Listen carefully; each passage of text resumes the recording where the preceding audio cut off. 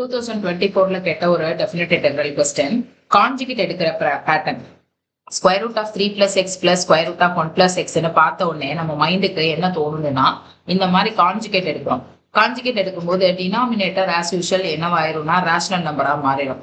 Plus எக்ஸுக்கு minus X cut 3 - 1 is nothing but 2. அதை வெளில எடுத்துட்டோம்னா 1/2.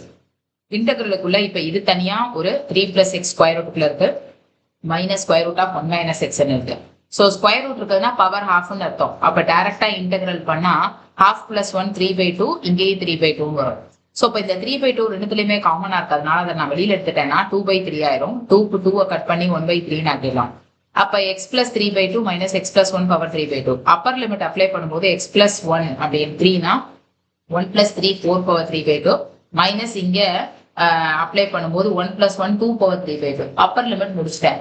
மைனஸ் லோயர் லிமிட் போடும்போது 0 + 3 பவர் 3/2 3 பவர் 3/2 ஆயிடும். இங்க எப்பவும் போல இந்த இடத்துல 0 + 1 பவர் 3/2 வச்சுக்கலாம். அப்ப 4 × பவர் 3/2னா 4 × √4 மைனஸ் 2 பவர் 3/2னா 2 √2.